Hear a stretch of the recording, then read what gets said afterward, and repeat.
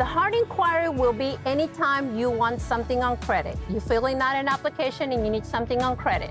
It can be that car loan, it can be that credit card, anything on credit. And that's what's gonna hurt you when you are applying for credit, a hard inquiry. That inquiry will stay on your credit reports 2 years from the print date. It stays on the credit report.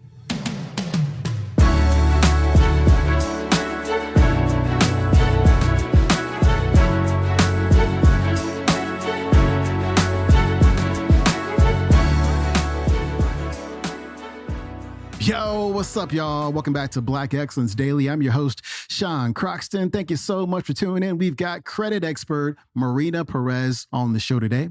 She's going to reveal how to read your credit report. Also, some of the things that you may be doing that are reducing your credit score. Now, this topic is hugely important, especially among the Black community, because the median credit score for Black people is somewhere around 635, which is not very good. And when I say median, I mean half of us are above 635, the other half are below 635, which means that latter 50% that are below 635 are essentially locked out of the game, especially when it comes to ownership. It's very hard to buy a house or to get a loan for a home when you've got bad credit. It is very difficult to get funding for your business when you have bad credit. It is very difficult, as you know, to buy a car and have a reasonable monthly payment when you have bad credit because the interest rate is going to be too high. When the bank sees you as a high risk because your credit score is low, then your interest rate is going to be higher, which means your payment's going to be higher, which makes you more likely to miss your payments in the future. And so I'm not saying, I don't want you to misunderstand me. I'm not blaming you for having bad credit if you do have bad credit. I know that, some things just happen, like life happens, things that are outside of our control happen that require us to, put out lots of money that we may not have, that we may not be able to pay back immediately, which lowers our credit score. I get that. However, for some of us, this is a matter of discipline when it comes to our spending habits. We have to have a little more self-control when it comes to spending our money. And I know what this is like. When I got out of college, my credit score was a 520. I had really bad credit. I went nuts with the credit cards in college because I didn't know any better. Nobody really taught me how credit worked. I was just like, hey, I get to go shopping without money. Like that's wild. And so that's what I did. And I paid for it in the future. I pulled my credit score a couple weeks ago. My average credit score between the 3 credit bureaus is an 833. Which is almost perfect credit. And the reason I'm telling you that is because my credit was at one time 520. But I became very disciplined about using my credit and became very disciplined about paying on time. I haven't missed a payment for, I think, like 17 years. It's been a really, really long time. And when you have an 833 credit score, that is the definition of freedom. I can get a home loan, no problem. I can get a car loan, no problem. The credit report that I pulled the other day, it said on it that I can go into a car dealership and buy a car with no money down. That's how good my credit is. And so never forget that your credit can get better over time. Now, one thing I want to mention, because she doesn't talk about this whole thing here, is when you pull your credit report, you get 4 scores. There's your credit score. You have an auto score as well. So when you go buy a car, they're looking at your auto score. You have an insurance score as well. And so when you're trying to get insurance, they're going to look at your insurance score. And then you also have the hiring risk index, which is a score of A, B, C, D, F. And I'm telling you that because many of us may not be getting jobs that we're qualified for because we're not scoring very well on the credit score itself, but also the hiring risk index. And so that may be the reason why you didn't get the job. And so qualifications are key, but we have to have this other stuff in order as well. So I highly recommend that you do 2 things. Number 1, pull your credit report. There's a lot of different websites where you can get your credit report for free and you can see like what is going on and you can dispute some things if need be. And number 2, watch this entire talk. I only pulled maybe a good 12 minutes of this, but it's an hour-long talk. And so there's way more information that you need to know. And so click the link in the description to watch the entire thing. Marina Perez is coming up. Okay, so credit reports and credit scores, your personal credit right now. Personal credit. It's a very misunderstood topic, very confusing, and probably scary to some people because what we've done up till today, you've been learning from each other. You hear this information that, oh, this is what happened to my mom and my dad, and this is what's happening to my sister, and this is what's happening to the people at work. And everything is different, right? Well, it is. It is why? Because credit is not a one-size-fits-all. You see? It is in the different situations. What I want to do today for you is give you a guide of what is credit, the credit scores, and how to interpret that information on your credit reports, and how to go about your disputes. So your credit report right now is being used for various reasons. Number one, yes, for credit approval. But now they're using your credit reports for when you're renting an apartment. They'll pull your credit report. Your credit report will also be seen depending on the new job that you're applying for. There's a possibility that your credit report is going to be pulled also. How would you know that credit report is going to be pulled for job purposes? It is normally right now what we're doing is applying with a resume. We're sending the resume, right? So if this employer gets interested in you, what they're seeing on your resume, they'll call you in for a interview. And when they're calling you in for that interview, they're going to ask you to fill out their application. When you fill out that application, somewhere on that application is going to have that they will either pull your credit report, do a background check, a drug test, depending on the job. It'll be on the application. So once you sign that application, you're giving them permission to do all those checks. That's how you're going to know if that job is going to be requiring to pull your credit report. A lot of people are finding out about that now too, that your credit report can be pulled probably based on the job that you're going to apply. And they're shying away from applying because they say, oh no, I have bad credit. Why am I going to apply? Right there, you know, they're already making their own decision. I recommend that go ahead and apply. Don't make that decision yourselves. Do not. Anyone that has that bad credit out there, do tell them, go ahead and apply. You just never know. If there's a possibility that they can write a message on the application saying, hey, I would like to discuss my credit issue. Or if they're talking already to someone face-to-face, well, hello, that's why I'm looking for a job because, you know, I can't pay bills. I haven't paid the bills. So give me the opportunity. All the qualifications are there. So if you have the opportunity to speak to someone, go ahead and explain and be the first one to bring it out. Because the more forward that you are, the more they'll see that you're not hiding anything. That's why if you're not having that opportunity to speak to anyone, then write it on the application. I know that my credit is hurting, but I would like to discuss it with you. Then you don't leave it up to yourself. You know, you can go to sleep and say, well, it'll be up to them now. So those are some of the other new reasons that your credit report is going to be pulled. Let's go into the inquiries. Inquiries every time your credit report is being checked. Looked at, okay? Back in the day, we heard and learned from everybody that, hey, every time they pull my credit report, it's hurting my credit scores. Yes, so true. Probably 17 years ago.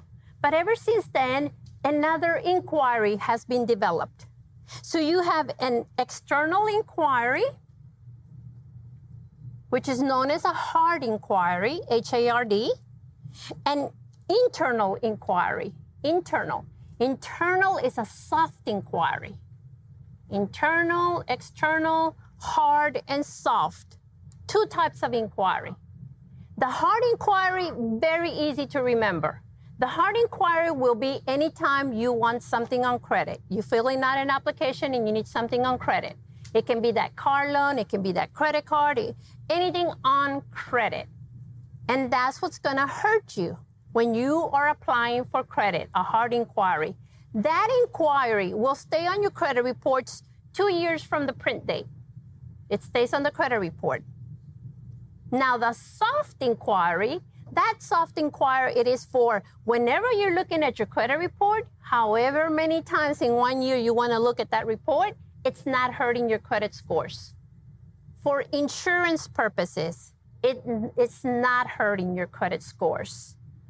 For employment purposes, it's not hurting your credit scores. So anything else that somebody wants to see your credit for the pre-approved purposes, it's not hurting your credit scores either. It's not.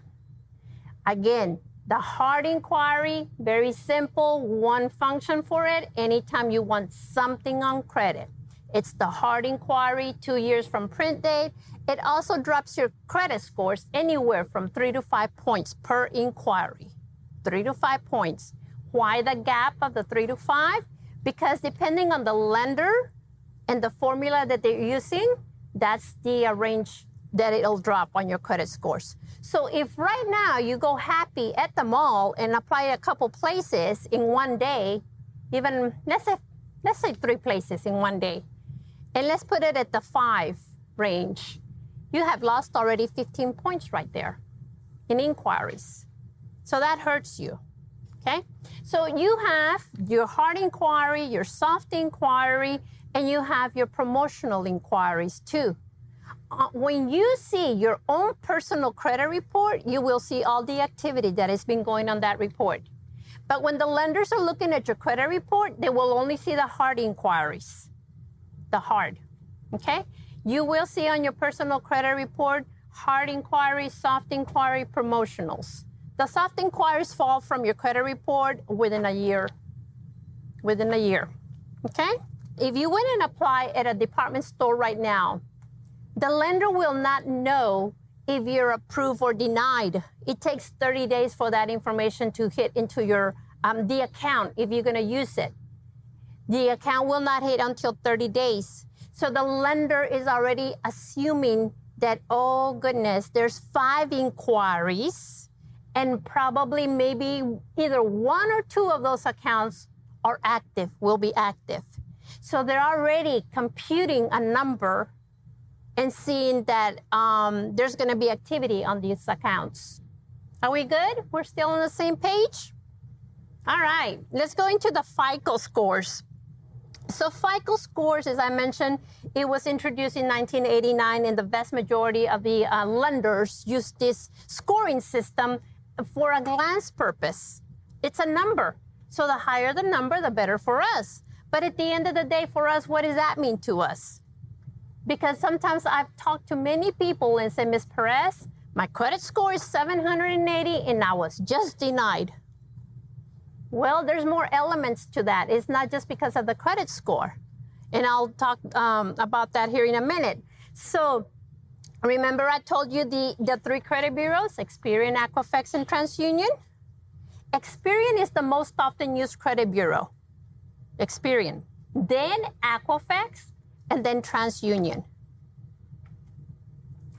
So I need you to be familiar that FICO score stands alone by itself and most used by all lenders for that quick glance of a number. And then the Vantage score, it comes from Experian. That's their scoring system. So FICO score ranges from 300 to 850, your FICO score. 300 to 850, okay?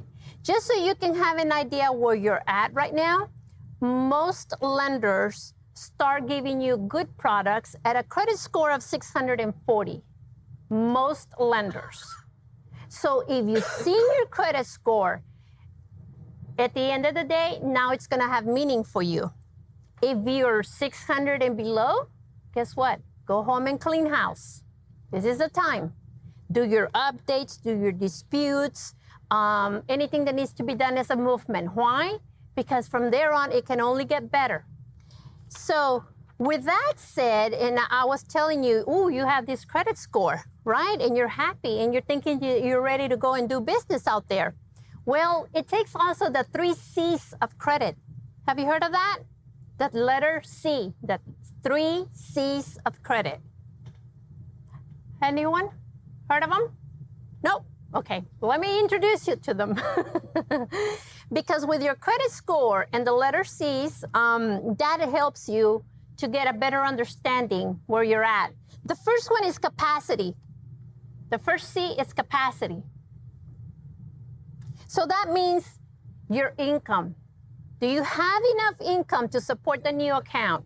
Do you work regularly? So that's capacity. The second C is your character. Your character. The second C is a character. So have you used credit before? Have you paid it on time? How do you manage your credit? That's your character. That's your being. How responsible are you? And the last C is your collateral. So collateral, it can be looked at as, do you have a savings account? Do you have a checking account? Where have you used your money? Is there another way to guarantee this account if needed? You know, there's some accounts that you need to put something down on this collateral, some. But that's what they're looking for. You have capacity, character, and collateral. That information is being gathered from your credit application. It's not nothing that is going to be like in that sequence. When you write down your income, that's what they're getting, the capacity right there. When you write down, oh, I have Macy's, Discover, and this, that's how they get the character part, okay? The collateral part will come, oh, I do have a savings, I've paid off a car, and I have a checking account. So that's how they gather the collateral part. So with the 3 C's of credit and your credit score, voila, you have arrived. It doesn't guarantee it 100%, but you're more at 80 and 90%. That was Marina Perez. Her website is thebridgepath.org. You can watch today's entire talk on YouTube. I highly recommend that you do. It is called Marina Perez, Credit, Your Key to All Success, Lunch and Learn. Hey, thank you so much for tuning in. We've got Melody Hobson on the show tomorrow, so tune in for that. I'll see you then. I'm out. Peace.